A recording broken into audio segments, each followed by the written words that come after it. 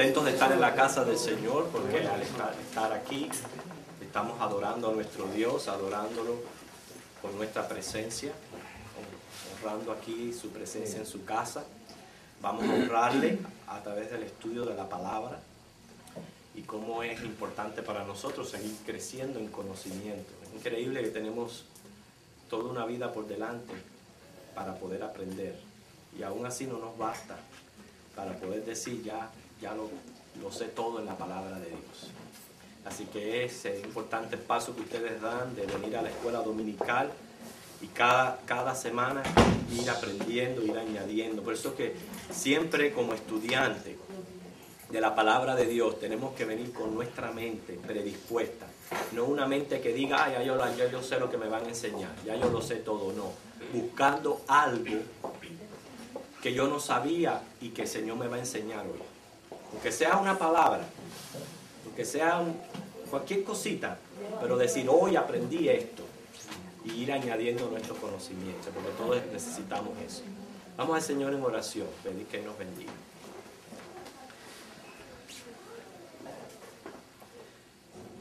Jehová, Señor nuestro, tú eres nuestro Dios. Aquí estamos todos tus hijos que hemos sido comprados por la sangre de Cristo. Y tú nos has hecho parte solamente de tu familia, de la iglesia que tú estás edificando cada día. Hemos acabado de expresar, Señor, nuestro deseo de adorarte con nuestra presencia, con una actitud correcta en tu casa, con una actitud correcta frente a tu palabra, la cual, Señor, nos sentamos, pero a los pies del Espíritu Santo, que está aquí entre nosotros, quien inspiró la palabra, para que Él sea nuestra ayuda a la hora de interpretar correctamente las Escrituras, y poder salir de aquí, Señor, aprendiendo algo nuevo, algo que tú quieras enseñarnos. Yo ruego esta bendición para esta clase, pero también, Señor, para cada clase que se está teniendo en este día aquí en tu casa. Y que bendigas todo este culto que comienza, Señor, desde este momento, honrando tu palabra. En Jesucristo oramos. Amén.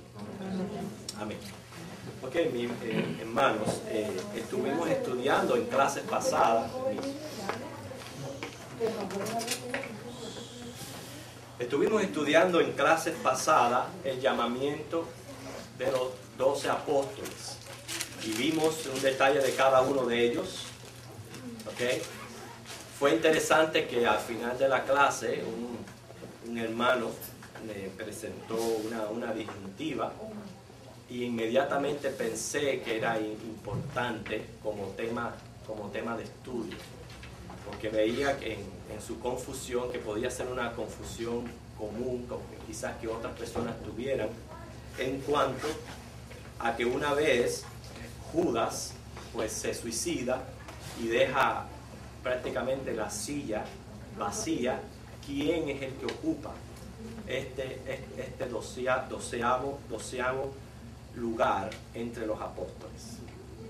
Y eso es lo que vamos a tratar de estudiar como introducción de la clase, y luego vamos a entrar en un tema muy interesante, que es el método de enseñanza que usó Jesús. Así que, ¿quiénes ustedes creen que sea el 12º apóstol? Pablo, ¿no? Breve, ok. Palabras breves, ajá. San Pablo. Pablo. ¿Quién más? Pablo, porque Pablo no estuvo conmigo. Ok. Precisamente traigo el tema porque la iglesia, o sea, cuando hablamos de la iglesia, los cristianos, pues como en otros temas de la palabra de Dios, yo siempre he dicho que hay doctrinas que no son discutibles. Hay doctrinas que son verdades básicas y grandes en la Biblia que no podemos discutirlas, son una verdad. Sin embargo, la Biblia está llena de temas las cuales conllevan a diferencias de opiniones, y este es uno de ellos. Hay quienes dicen que el 12º apóstol es Matías. Hay quienes dicen que el 12º apóstol es Pablo. Y entonces, en medio de estas dos disyuntivas, lo que vamos a poner en un lado, las credenciales de aquellos que creen que Matías es el 12º apóstol y luego los que creen que fue Pablo. ¿Okay? Primeramente, estudiamos la semana pasada que por iniciativa de quién se reemplazó a Judas. De Pedro. Vamos a buscar Hechos capítulo 1, versículos 23 al 26. Y es aquí donde tenemos este episodio. Hechos capítulo 1, 23 al 26.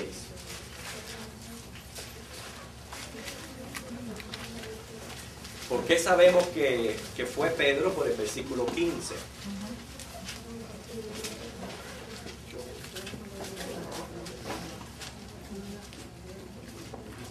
Fíjense lo que dice el 15. En aquellos días Pedro se levantó en medio de los hermanos, y los reunidos eran como 120 en número, y dijo, que no vamos a hablar de lo que dijo Pedro en aquel momento, sino que él fue el que luego presenta la moción que se encuentra en el versículo 21. Dice, es necesario pues que de estos hombres que han estado juntos con nosotros todo el tiempo que el Señor Jesús entraba y salía entre nosotros, comenzando desde el bautismo de Juan hasta el día en que de entre nosotros fue recibido arriba, uno sea hecho testigo con nosotros de su resurrección. Hay datos interesantes aquí que hay que mencionar. Él está presentando las credenciales que debe tener un apóstol. ¿Okay? Y eso lo estudiamos a la hora del llamamiento, que una de esas credenciales era que tenía que haber acompañado a Cristo durante su ministerio. ¿Okay? Otro detalle que encontramos aquí es que él dice que es uno solo el que puede reemplazar ese lugar, que no más de uno. Sin embargo, pues como se presentó, como dice, una junta de negocio o junta de miembros inmediata entre aquellos 120, ¿okay? Y de en medio de, yo estoy seguro, de muchos discípulos, y que muchos quizás tenían las credenciales estas, señalaron a dos: a José, el cual llamado Barsabás, que tenía por sobrenombre Justo, y a Matías. Dice que orando dijeron, que eso fue bueno, aquí encontramos algo para la iglesia de cómo debe de proceder. Nosotros somos una iglesia que tenemos que proceder bajo el señorío de Cristo. Entonces no podemos tomar así decisiones como nos venga en gana, y siempre hay que orar al Señor y encomendarle al Señor primero para que Él nos dé la sabiduría a la hora de deliberar cualquier aspecto que tengamos que deliberar como iglesia. Oraron, dijeron: tú, Señor, que conoces los corazones de todos, muestra cuál de estos dos has escogido para que tome la parte de este ministerio y apostolado, de que cayó Judas por transgresión para irse a su propio lugar. Dice que le echaron suerte. Eso era algo común en aquellos días, el usar el método de la suerte a la hora de tomar una decisión o de elegir. Oran primero, luego echaron suerte, y dice que la suerte cayó sobre Matías, y entonces fue contado con los 11 apóstoles. Este es el único episodio, la única evidencia que tienen los que afirman que fue Matías quien reemplazó el número 12. ¿Okay? Y como yo le digo, esta es una disyuntiva que no podemos decir quién y quién no tiene razón. ¿Por qué? Porque encuentran un apoyo bíblico donde dice que fue la iglesia la que los contó entre los 11. ¿Okay? Ahora, Jesús eligió un número específico de apóstoles. Fueron 12, según también fueron las tribus de Israel. ¿Okay? Quiere decir que este número fue bien definido. Así que vamos a ver ahora esas cosas que tener en mente para lo que les voy a decir ahora. Los que afirman el apostolado de Pablo se basan en el propio testimonio de Pablo. Ese es en lo que se basa. Basta ver las cartas de Pablo sin con excepción, creo que de 2 de estas cartas, de todas las cartas que él envió, en todas comienza en el versículo 1 diciendo apóstol de Jesucristo por voluntad de Dios, menos en 2 cartas, ¿okay? Hebreos es una de ellas. En todas las demás usted va a encontrar cómo él encabeza sus cartas mencionando su apostolado en nombre de Jesucristo y por voluntad de Dios.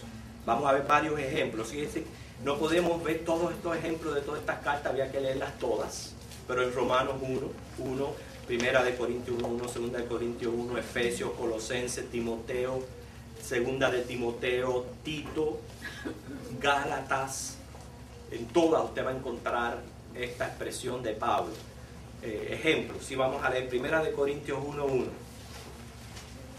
¿Quién lo puede leer? El día viernes, en nuestra fiesta de Navidad, uno de los concursos va a ser esgrima bíblico. A ver quiénes tienen es por un premio, la habilidad de poder encontrar los versículos bíblicos más rápido. Así que váyanse adiestrando y preparándose los que quieren participar de este concurso. ¿Qué dice 1 Corintios 1:1, hermano? Pablo, llamado a ser apóstol de Jesucristo por la voluntad de Dios, y el hermano Sóstenes. Okay, pues ahí encontramos lo que estamos hablando, que usted lo va a encontrar en el resto de las cartas. Pero yo encontré muy interesante el comentario que él hace en Gálatas 1:1. A ver, otra persona que lo lea. Gálatas 1:1. Pablo apóstol, no de hombres ni por hombres, sino por Jesucristo y por Dios el Padre, por el Jesucristo de los hombres. Porque este es bien interesante, porque no está mencionando no solamente Pablo, sino él dice, no, ¿por qué? No de hombres, No de hombres ni por hombres, sino por Jesucristo. ¿okay? Sino por Jesucristo. Todavía no hemos entrado en el debate, solo estamos mencionando las credenciales de Pablo como este apóstol. Ahora, según los que se apoyan en que Matías es el número 12, dice que no, que Pablo es apóstol, pero es un apóstol a los gentiles. ¿Okay? Y eso es cierto, se encuentra en Romanos 11:13. Es cierto que él es apóstol a los gentiles, él mismo lo expresa. ¿Qué dice Romanos 11:13? Otra persona que primero lo encuentra. Porque a vosotros hablo gentiles, por cuanto yo soy apóstol a los gentiles, honro mi ministerio. Este es otro de los versículos que los que dicen, vamos a llamarle mateístas. Que los mateístas dicen que no, que Pablo es apóstol, pero es un apóstol a gentiles. ¿Okay? Ahora, dijimos que nuestro único apoyo en las escrituras es acerca del mismo testimonio que da Pablo.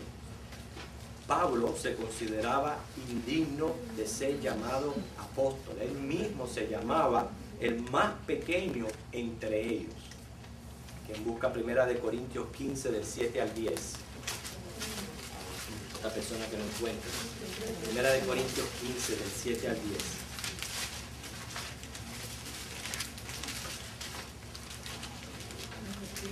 Después apareció a Jacob, después a todos los apóstoles, y al último de todos, como a un abortivo, me apareció a mí, porque yo soy el más pequeño de los apóstoles, que no soy digno de ser llamado apóstol, porque perseguí a la iglesia de Dios. Pero por la iglesia de Dios soy lo que... Hasta el 10. Pero por la gracia de Dios soy lo que soy, y su gracia no ha sido en vano para conmigo. Antes he trabajado más que todos ellos, pero no yo, soy la gracia de Dios conmigo. Mire, primeramente, yo entiendo que la palabra de Dios completamente es inspirada por Dios. Un apóstol como Pablo, que escribió tantos tratados doctrinales de fe. Estamos hablando de doctrinas bien importantes, bien básicas para la iglesia, como lo es el libro de Romanos. Entendiendo él que ese era un número definido, ¿okay? ¿Cómo él va a hablar así de esta manera? O sea, si no fuera él, ¿cómo él se va a estar identificando de la manera que él se está identificando con los demás? Siempre, claro, en pura conciencia de lo que él es de dónde el Señor lo trajo. Él siempre se sintió indigno. Como él dice ahí, me siento el más pequeño de todo. En esa pequeñez, yo creo que en su humildad entra el sentido de que quedó siempre en él, en su conciencia, el haber sido perseguidor, el haber sido asesino mismo de cristiano. Y eso quedó en él. Y provocó en él un sentir de indignidad, que ojalá todo el mundo sintiera ese sentir de indignidad delante del Señor, porque ninguno de nosotros somos dignos de Dios, ninguno de nosotros somos dignos de la sangre de Cristo, ninguno de nosotros somos dignos del cielo, y es por eso que todo eso lo recibimos por la gracia de Dios. Y sí, por la gracia de Dios yo soy perdonado, pero yo soy una criatura indigna, y así me consideraré hasta el día que el Señor lo glorifique a uno. ¿Okay? Porque el hecho de haber venido a Cristo, sí somos lavados por la sangre de Cristo, pero seguimos con esa naturaleza incorrupta dentro de nosotros. Y Pablo siempre se sintió indigno. Cuando él decía, de todos los pecadores yo soy el mayor, él siempre se sintió indigno. Y noten cómo él dice, fui contado con los demás. ¿Okay? Quiere decir que él se consideraba apóstol y contado por los demás. También, por eso yo decía, él siempre supo ponerse en su lugar.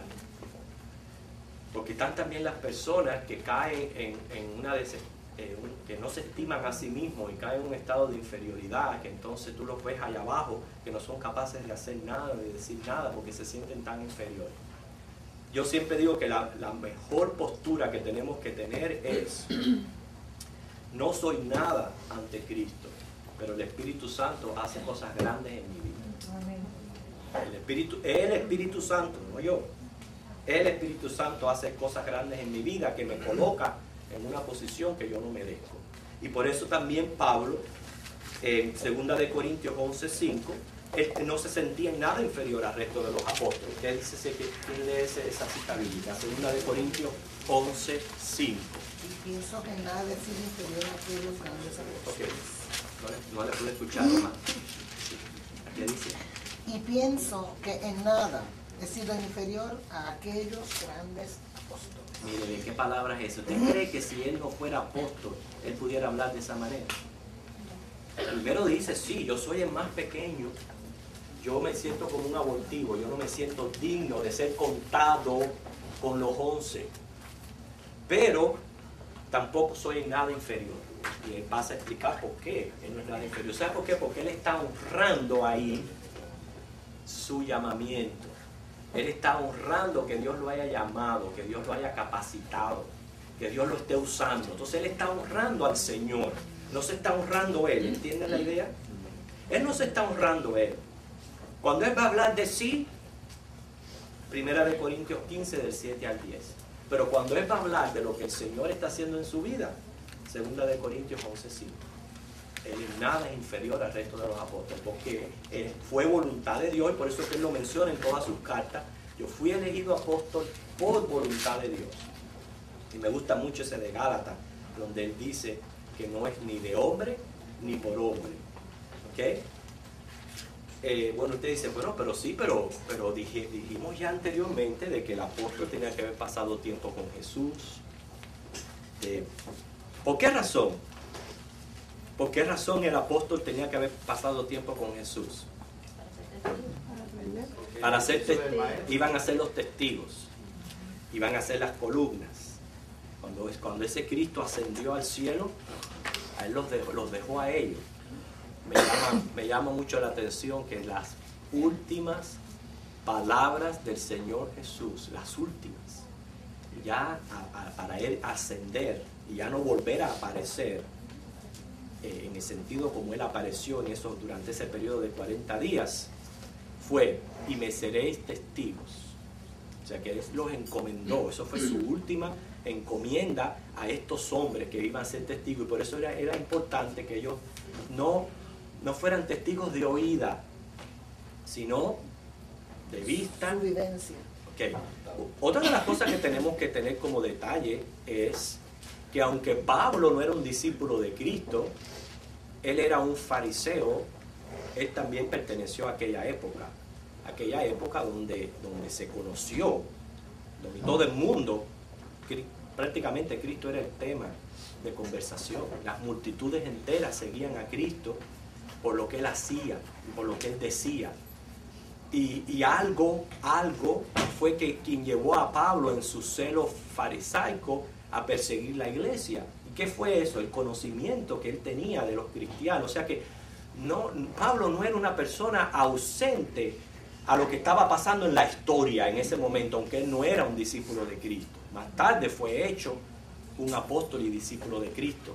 Pero no solamente eso, sino que en Gálatas, capítulo 1, del 15 al 18, Pablo nos narra el tiempo de su preparación. O sea que él no fue que fue llamado a ser un apóstol y ya de buenas a primeras dijo soy apóstol, sino que como todos los demás pasaron 3 años y medio de preparación con el Señor Jesús, él pasó también tiempo preparándose y recibiendo enseñanza de Jesús. ¿Cuál es la evidencia que tenemos nosotros de que Pablo pasó este tiempo de preparación? Diga, a ver si a ustedes se le viene a la mente.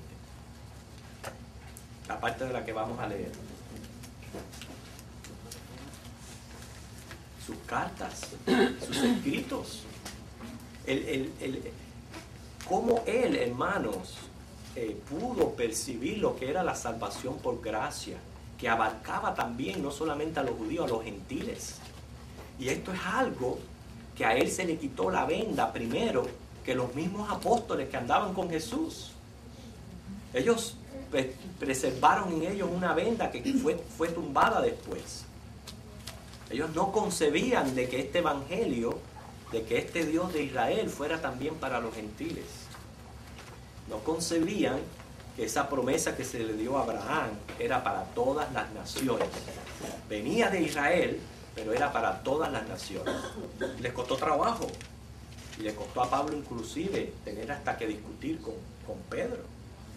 Entonces vemos cómo él recibió preparación y enseñanza directamente del Señor, que lo capacitó como apóstol.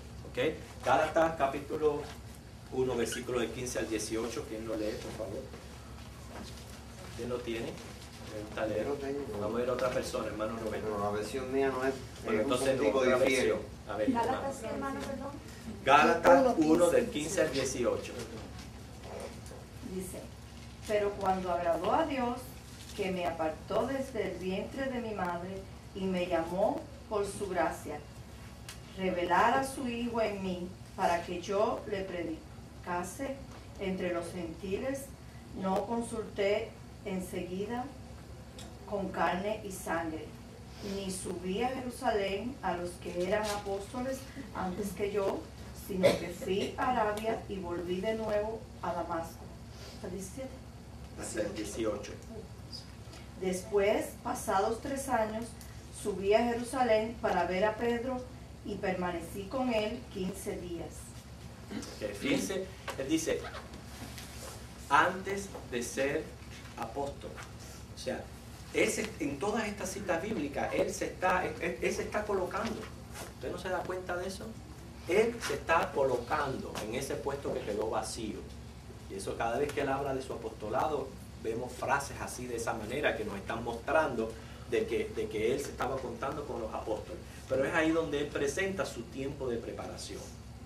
¿Por qué? Porque un predicador no puede ser un neófito. O sea, alguien que de buenas a primeras dice, ya yo soy pastor. ¿Okay? Esto es lo interesante. Para ser pastor no hay que pasar por un seminario.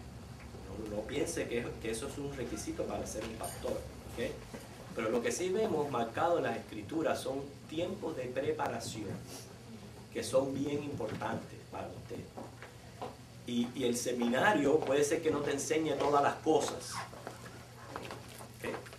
Un seminario en 3 años o 4 años, el tiempo que la persona estudie y llega inclusive a un doctorado, no te va a enseñar todas las cosas, pero sí te va a enseñar los métodos para aprender. ¿Okay? Métodos para poder aprender, para poder enseñar. Y es bien importante una preparación ministerial, una preparación pastoral. Pablo lo tuvo. Ahí vemos claramente donde él pasó estos 3 años, él no fue a los apóstoles. Él a quien consultó, dice, no, él no fue a carne, consultó a Dios. Y Dios le reveló ¿a quién? ¿A quién? A su Hijo. Y cuando Dios nos revela a su Hijo, ¿qué nos está revelando? La verdad del Evangelio. Todo lo que tiene que ver con su Hijo. Y luego dice que él, aún así pasó tiempo con Pedro. Ese tiempo que pasó con Pedro, yo estoy seguro que no fue comiendo tortas de harina. Fue practicando, fue hablando, fueron expresando experiencias, compartiendo testimonios. Dice que fueron 15 días. 15 días pasó con Pedro. Entonces, estos son los versículos que tenemos. O sea, por un lado, presentamos las evidencias de Matías. ¿Cuáles son las evidencias de Matías? La única que nos presenta hechos. No hay otra. No busque otra. No hay otra evidencia. Se basan las personas que creen que Matías es el número 12 en lo que dice esta cita bíblica, en el detalle que la iglesia lo contó entre los 11, y el otro detalle que Pablo una vez expresó y dijo, yo soy apóstol a los gentiles. Esas son las únicas dos, no hay más. Por el otro lado, por aquí presentamos a Pablo. ¿Qué hemos aprendido? ¿La evidencia de qué? De su propio testimonio. Estoy resumiendo para ahora entrar en lo que es la conclusión. Su propio testimonio, como él escribe en cada una de sus cartas, y su presentación es, prácticamente su carta de crédito es, soy apóstol por voluntad de Dios, apóstol de Jesucristo por voluntad de Dios. Y de todos ellos, el que más explica es Gálatas, ¿verdad? Gálatas 1:1. Así que vemos a un hombre que fue preparado, a un hombre que humanamente se siente más pequeño entre los apóstoles, pero por obra de Dios no se siente inferior, ni más ni menos. ¿Okay? Ese es el apóstol Pablo. Quiere decir, hermanos, concluyendo, Jesús eligió a 12 apóstoles. Sabemos que Judas le traicionó, luego se suicidó y quedó aquel lugar vacío. Es muy importante, este lugar es muy importante. ¿Por qué razón? Apocalipsis 4:4, vamos a buscar esa cita bíblica. Apocalipsis capítulo 4, versículo 4.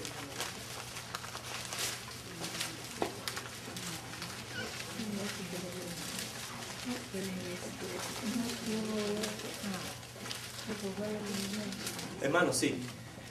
Pastor, ¿me permite?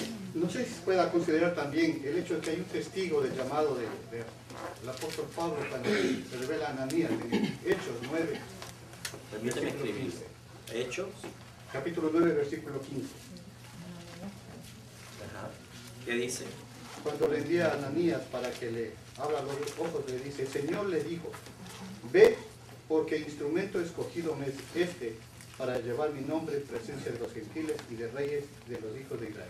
Okay. Está mencionando sí, su misión específica y el trabajo que él iba a hacer en los gentiles. Gracias, hermano. Ahora tenemos que recordar también, los apóstoles también le predicaron a los gentiles. ¿Okay? Ellos todos le predicaron a los gentiles. Lo único que Pablo fue, y Pedro, recuerden que Pedro fue que ¿quién? Que dio la llave al evangelio de los gentiles. Lo único que Dios cogió a Pablo y le hizo así, le dijo que ahora lo encargó de ese ministerio. ¿Qué, Luis? Hay una evidencia clara de que Ananías fue el número 12. Matías. Perdón.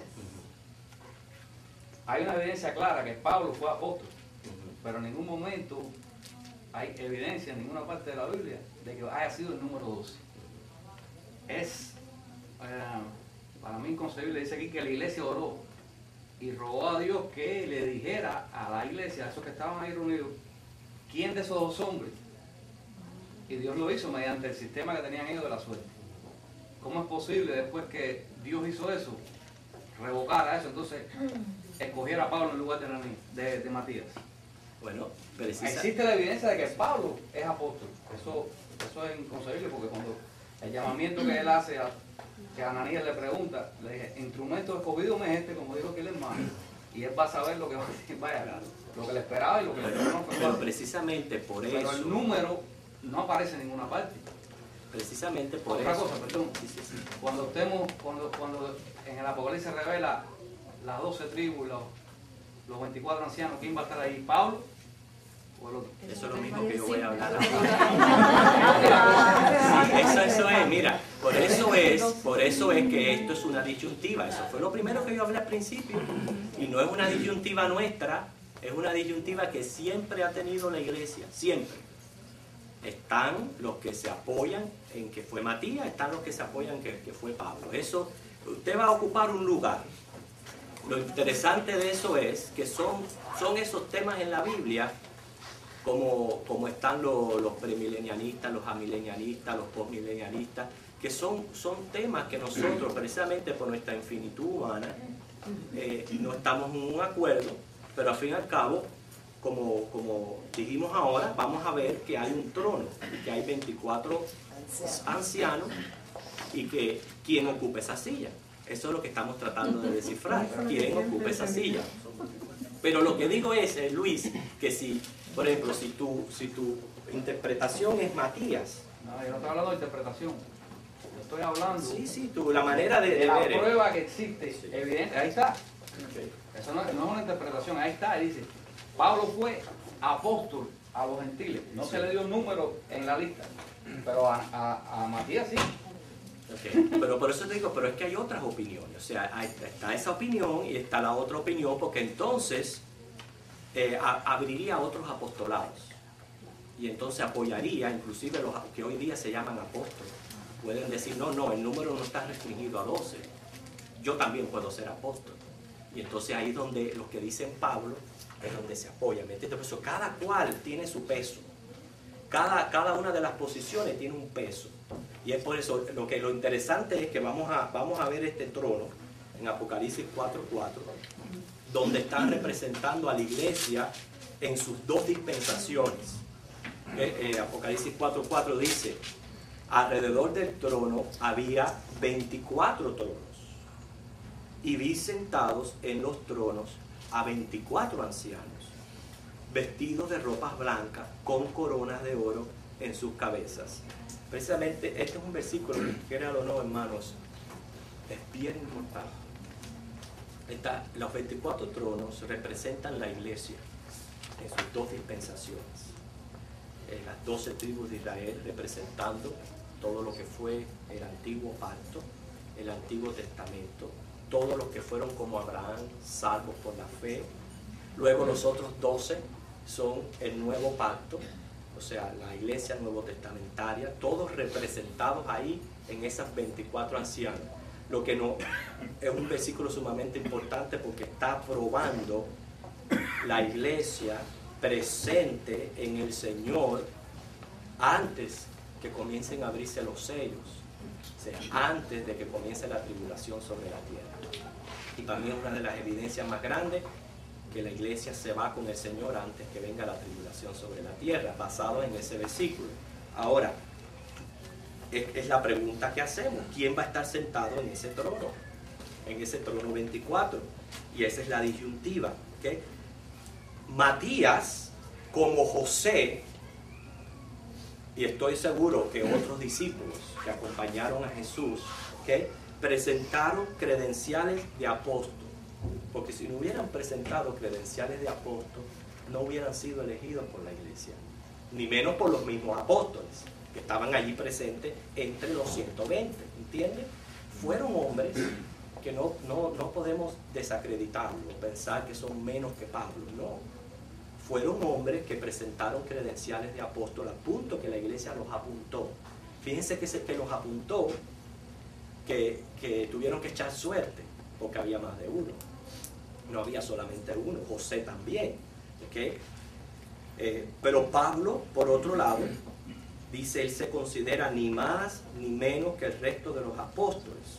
Ahora, nosotros como bautistas, sí entendemos que el Señor desde un principio eligió a 12, Él no eligió a 13.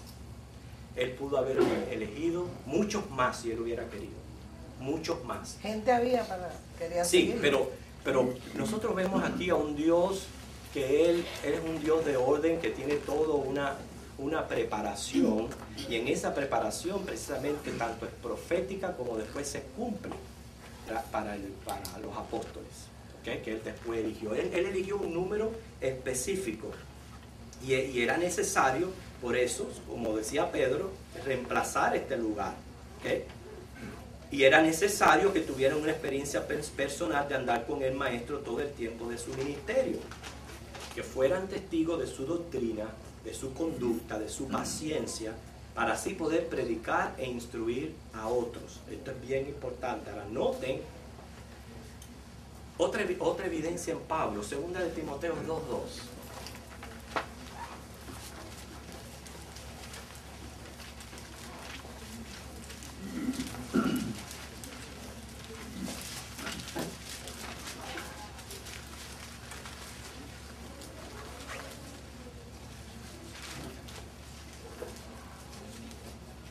¿Qué dice ese versículo? Tú pues, hijo mío, esfuérzate en la gracia. 2 de Timoteo 2:2. Lo que has oído de mí ante muchos Sí, léelo. testigos, esto encarga a hombres fieles que sean idóneos para enseñar también a otros. Que cada vez él afirma más una posición, dice, lo que has oído de mí, encarga a otros. Lo que has oído de mí, de mi enseñanza, encarga a otros. Entonces, como ustedes ven, hermanos, va a seguir siendo una disyuntiva. Matías da credenciales de apóstol. Tenemos el apoyo de que la iglesia lo contó entre los 11. Por el otro lado, tenemos a Pablo. Y lo que se está viendo es si, como dice, nosotros no tenemos el discernimiento para saber realmente cuál era la voluntad de Dios. ¿Okay? Como, ¿estamos de acuerdo con Luis? Pues ellos oraron y Dios reveló su voluntad. Pero ¿y qué si la iglesia se equivocó y no era la voluntad de Dios? ¿Cuántas cosas nosotros hacemos humanamente pensando que es la voluntad de Dios, y cuando vemos que pasa el tiempo es que nos dimos cuenta, no, eso no era lo que Dios quería para mí? Entonces ahí ves que ahí está la cuestión de que eso siempre va a ser una disyuntiva. Eso sí, ya yo quiero terminar con esto para entrar en las enseñanzas de Jesús. Todos nosotros un día, si Dios quiere, estaremos frente a ese trono y veremos quién va a estar sentado en esa silla. Ahí sí lo vamos a ver. En este momento no podemos descifrar, pero un día sí vamos a ver quién a Dios le ha otorgado la gracia de poder ocupar ese trono 24, ¿okay? De lo que es el apostolado. Así que, por lo menos, pero yo creo que era un tema bien importante a traer, sobre todo, número uno, que entendamos que la iglesia tiene pensamientos divididos en cuanto a eso, ¿okay? Y número dos, lo necesario que era reemplazar ese puesto, porque ese trono 24 va a estar ocupado cuando nosotros lleguemos al cielo. Sí va a estar ocupado. Dios va a sentar a Matías, o Dios va a sentar a Pablo. Solamente Él lo sabe. Solamente Él lo sabe. El caso es que nosotros sí nos hemos beneficiado mucho de cómo Dios usó a Pablo. Es increíble que casi todo el Nuevo Testamento fue escrito por Pablo, inspirado por el Señor. O sea, Dios usó a Pablo grandemente, no solamente entre los gentiles, pero lo usó también en dejar doctrinas bien importantes para la iglesia. Doctrinas que nos han ayudado a través de los años, que Dios usó ahí como inspiración. Muy bien. Entonces, vamos a entrar por lo menos en la introducción de la próxima clase, que es ver a Jesús como el gran maestro, porque así lo llamaban los discípulos, el gran maestro. Y él enseñó con éxito a las multitudes. Ustedes se recuerdan quién era Nicodemo, ¿verdad? Pero ¿quién era Nicodemo? ¿Qué más?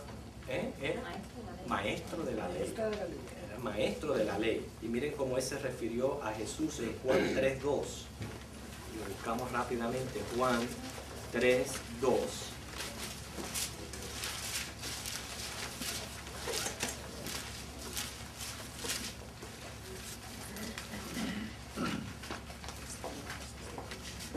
Viste que él dice, este vino a Jesús de noche y le dijo, Rabí, sabemos que has venido de Dios como maestro, porque nadie puede hacer estas señales que tú haces si no está Dios con él. O sea, qué tremenda referencia de un maestro de la ley, cómo se refiere a Jesús como el gran maestro. ¿Cómo lo reconoce? Así mismo, todos de alguna manera, todos los que estamos aquí, tenemos que considerarnos maestros. Y bueno, pero ¿cómo usted dice eso? Si el mismo Santiago dice que no se hagan maestros muchos de ustedes. Si ser maestro es uno de los dones, está en la lista de los dones. No todos son maestros. Yo digo, todos somos maestros en un sentido. Todo el que enseña es un maestro. Y todos nosotros enseñamos. Primeramente, según Deuteronomio 6, 4 al 7, todos aquellos que son padres instruyen y enseñan a sus hijos. Quiere decir que de alguna manera enseñamos. ¿Por qué les digo esto?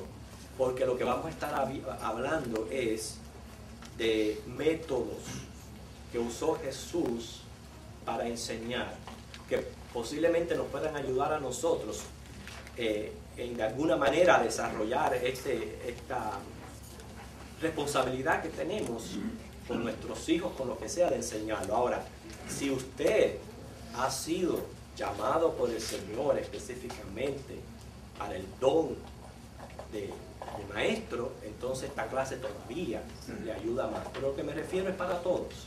Todos vamos a enseñar, todos vamos a aprender del Señor Jesús. ¿Por qué? Porque tenemos también una comisión que dice la Gran Comisión: ir por todo el mundo y hacer discípulos, bautizándolos en el nombre del Padre, del Hijo y del Espíritu Santo, y enseñándoles que guarden todas estas cosas. O sea que de alguna manera, hermano, todos nosotros vamos a enseñar siempre algo a alguna persona. ¿Okay? Todos podemos beneficiarnos al aprender a imitar las cualidades de Jesús como maestro. Según Juan 13:13, ya que estamos aquí en este Evangelio, Juan 13:13, él mismo afirmó serlo. Vosotros me llamáis maestro y Señor, y decís bien porque lo soy. ¿Okay? Así que él mismo afirmó maestro. Vamos a ver cuáles eran las cualidades de Jesús como maestro. Primeramente, practicaba lo que eran las artes literarias que había aprendido en aquel entonces. Jesús tenía una gran habilidad de leer.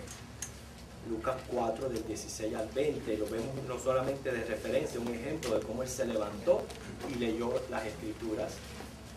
Algo que nosotros tenemos que ser conscientes, no todo el mundo tiene habilidad de leer. ¿Okay? ¿Qué ustedes creen de eso? ¿Sí? ¿Verdad? Tenemos una maestra aquí entre nosotros. ¿Hay algún otro maestro? ¿Verdad? Tenemos dos maestros. A ver, 3 maestros tenemos. Hermano, ¿qué ustedes dicen al respecto? ¿Todo el mundo tiene la misma habilidad de leer? No. ¿No? ¿Por qué? Definitivamente no. ¿Por qué? Empezando con que hay que tener una clara dicción. Okay. Tener un conocimiento previo, porque yo no sé cómo será otro método, pero yo tenía que saber de qué yo iba a hablar, qué yo iba a leer y a dónde me iba a dirigir. Si no, no podía enseñar. Claro. Quiere decir que hay que tener dicción, o sea, saber tener entonación, respetar, como decirlo, los signos de la puntuación. La puntuación, respetar la puntuación y sobre todo la entonación. ¿Okay? Que muchas veces nosotros leemos las Escrituras, es una pregunta y no lo leemos como si fuera una pregunta. Basta una equivocación así para inclusive alterar el resultado. Exactamente. Y no interpretarlo correctamente. Entender lo que está leyendo. Solamente por no darle una buena dicción a la palabra. Dime. Y una de las, ya que usted dice eso, creo que es el Salmo que dice: alzaré mis ojos a los montes, ¿de dónde vendrá mi consuelo? Entonces muchos no ignoran la pregunta y dice: alzaré mis ojos a los cielos, ¿de dónde vendrá mi consuelo? Eso es un ejemplo. Entonces muchas personas caen en ese bache y ya están interpretando las cosas. Exactamente. O sea que vemos lo importante que es la habilidad de leer para un maestro. O sea, si lo es importante para un alumno, para poder asimilar y aprender e interpretar correctamente. Más aún, tiene que ser una habilidad de un maestro. Si un maestro no sabe leer, yo no creo que debería. Usted se imagina que se pare alguien al frente y lee una lectura y la lea mal.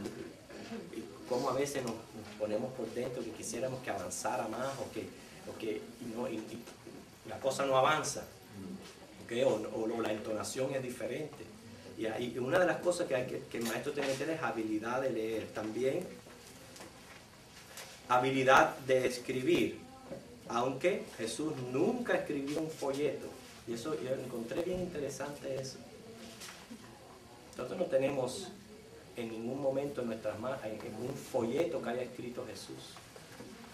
Lo que tenemos es lo que por inspiración divina escribieron los hombres que escribieron la Biblia, de lo que ellos oían de Jesús. Pero Jesús no nos dejó nada por escrito. Pero sin embargo es muy importante que el maestro sepa escribir. Jesús también sabía lo que era el idioma vernáculo arameo y también conocía el hebreo. Conocía de memoria las escrituras. Usted dirá, bueno, pero es Dios, Él es omnisciente. No estamos mencionando esto en el sentido de que si usted como maestro, usted quiere ser un maestro hábil, aprenda del Señor Jesús. Yo sé que usted no tendremos la capacidad de aprendernos de memoria la Biblia, pero es importante que el maestro sepa mencionar la Biblia de memoria. Yo tengo un problema en cuanto a eso, un tremendo problema, porque yo tengo una retentiva cero. La retentiva mía es completamente cero. Y yo me sé muchos versículos de la Biblia, pero no me pregunte dónde están. Son muy pocos los que yo puedo decir están en este lugar. Y si yo me pongo en mi mente, conozco muchos versículos de la Biblia, pero no me pregunte dónde están. Hay un método para aprender los versículos de la Biblia. Cuando uno lo aprende seguidamente el versículo, se aprende la cita y ya es fácil. Sí, así es la manera, pero yo no tengo retentiva. Hermano, el problema mío es la retentiva con los números. Pero es que, como una poesía, usted dice ahora, Salmo 121:1, alzaré mis ojos a los montes de donde vendrá mi socorro. Si no lo dice seguidamente. Sí, es cierto. Lo único malo es la retentiva. Mire, hermano, a mí se me ha olvidado hasta mi número de teléfono. Claro, no me llamo nunca, pero a veces he tenido que dar mi número de teléfono y he tenido que parar porque no me sale. Y el zip code tampoco a mí me sale, así que parece que mi mente es con números, tiene que ver con números. A veces la gente dice, dímelo cantando. Déjame decirle que eso es un buen, tremendo método. Cantando. Mire para que usted vea la capacidad que tiene la mente para aprender los cantos. Es increíble. Yo me aprendí los libros del Nuevo Testamento con un canto. Y cada vez que tengo que ver dónde está, voy al canto. Lo canta. El caso es, hermano, que el maestro debe de memorizar las escrituras, ¿okay? Para decirlas en el momento apropiado.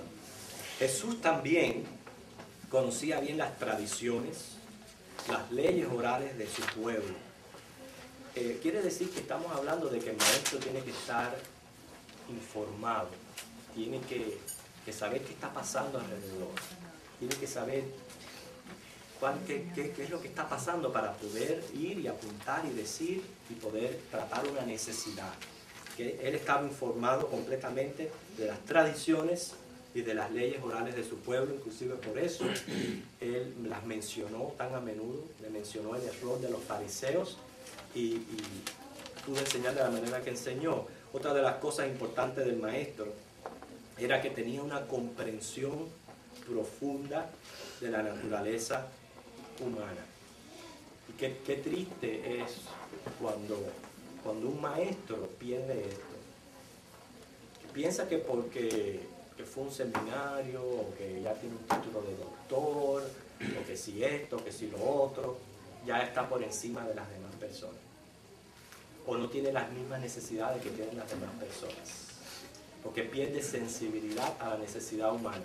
Inmediatamente que pierde esta sensibilidad, ya no sirve. Ya no sirve porque a los otros que les toca enseñarles a los ángeles, y los ángeles son perfectos. Porque o hay o humanos o ángeles. Entonces, si tú sobrepasas ya la raza humana, entonces tienes que ir a enseñarle a los ángeles. Y los ángeles son perfectos. O sea, ya como maestro no sirve. El maestro no puede perder la sensibilidad de las necesidades humanas. Entender que él mismo tiene esas necesidades y nunca irse por encima de ellos. Y Jesús tenía esta profunda comprensión de la naturaleza humana. ¿Se recuerdan frente a Magdalena lo que Jesús hizo? Cómo él sintió compasión por la naturaleza de aquella muchacha. Y así en muchos otros casos Jesús enseñaba con esta profunda comprensión. Y también enseñaba con autoridad, según Mateo 7, del 28 al 29. Jesús enseñaba con gran autoridad. Qué importante es que el maestro enseñe con autoridad. ¿Cuándo podemos decir que un maestro enseña con autoridad? Conoce el tema. Conocimiento, ¿no? ¿Estás seguro de lo que está enseñando? Cuando el alumno se para delante del maestro y ve que el maestro sabe lo que está hablando, que no titubea, que tú ves que él está convencido de lo que te está educando aquí. A ver, ¿a quién más opine? A ver, mamá. Cuando enseña con su testimonio también. Eso es bien importante. ¿Okay?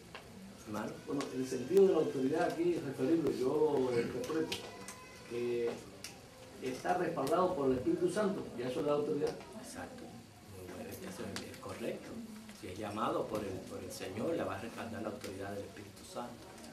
Pero yo pienso, todas esas cosas que ustedes han dicho son positivas en cuanto a autoridad. El problema de un maestro es que el maestro primero aprende. Primero aprende ante nadie. Antes que nada, antes de enseñarle a los alumnos, él aprende. Quiere decir que es una lección que tiene que pasar por un filtro. ¿Okay? Ese filtro va a obrar en su vida, va a dejar residuos y después va a limpiar y va a dar. Y es cuando el maestro no tiene que enseñar con la cabeza para abajo. No tiene que cerrar los ojos. Y puede hablar abiertamente de cualquier tema de la Biblia sin tener que ocultar ninguno. No porque sea perfecto, no Señor, sino porque está enseñando, como dice el hermano, con la autoridad del Señor, con la autoridad de las Escrituras. Cuando yo le digo esto, cuando un maestro pierde autoridad, es que es un maestro que no está bien con Dios, no está bien con el Señor. Y eso es lo primero que pierde. Porque aquí yo siempre he dicho, aquí no estamos hablando de enseñar álgebra, ni geografía. Estamos hablando de enseñar las verdades de Cristo, del Evangelio que tiene poder para cambiar vidas. No es cualquier cosa. Y es por esa razón que dice la Biblia, no todo el mundo se haga maestro. Porque ese maestro tiene una gran responsabilidad ante el Señor y tiene que enseñar con autoridad, hermanos. Y hay muchos maestros. Cuando hablo de maestro, hablo también pastores, que es una función, enseñar es una función del pastor, que han perdido esta autoridad y después bien difícil para poderla lograr. Siempre lo he dicho muchas veces en esta clase. Lo más difícil de recuperar es la honra. Usted la pierde, olvídese de ella. Dios lo restaura, pero la honra, muy difícil de recuperar. Y más cuando se está hablando con seres humanos.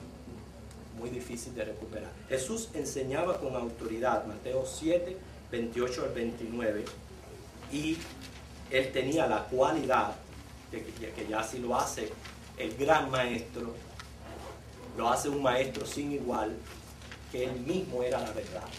Que el maestro tiene siempre que enseñar la verdad. Aunque puede ser que estemos tocando un tema que quizás tú no estás completamente 100% en el asunto, pero tienes que enseñar. Tienes que enseñar la verdad, no la puedes ocultar. No la puedes tapar por el hecho, como dice, de que esa es la pata que tú cojeas. No se puede hacer eso. Hay que enseñar la verdad. Y Jesús tenía esa cualidad única en él, que él era la verdad. Él era el camino, la verdad y la vida. Así que todas estas cualidades inspiraron confianza en sus alumnos. Y haciendo un resumen de estas cualidades, bueno, leer, escribir, conocimiento, comprensión, autoridad y veracidad. O sea, son 6 cualidades de un maestro que son muy importantes. ¿Okay? Vamos a dar un tiempo ahora. La semana que viene vamos a ver el propósito de Jesús como maestro y los métodos que él usó como maestro, que son muy interesantes. Fueron varios métodos de enseñanza, los cuales cuando estemos leyendo las Escrituras nos vamos a poder dar cuenta y decir, ah, mira, Jesús aquí estaba enseñando en metáfora. Pues todo eso lo vamos a aprender. O sea, ver que cada vez que leemos el Nuevo Testamento, identificar los métodos que él usó en sus enseñanzas. Anita. Una pregunta, cuando usted estaba hablando de que Pablo en todas las cartas, él empieza con apóstol de Jesucristo por la voluntad de Dios. Usted mencionó hebreo. Yo pensé que hebreo se desconocía, Sí, se desconocía. Pero es que se le también atribuye a Pablo. en otra de las disyuntivas que hay con respecto a eso, muchos se lo atribuyen a Pablo. Sí, porque sé que he leído el libro de Dios y me dicen que de la manera que él habla, algunas cosas que dice que indirectamente refieren a Pablo. Pero... Aprendimos el miércoles pasado acerca de eso, y uno de los detalles que vimos es la mención de Timoteo, que era costumbre en Pablo, y él lo menciona en Hebreos, el último capítulo de Hebreos menciona a Timoteo, y es por eso. Pablo o Matías tomaron el lugar de Judá. Uno de ellos tomaron el lugar de Judá porque se murió.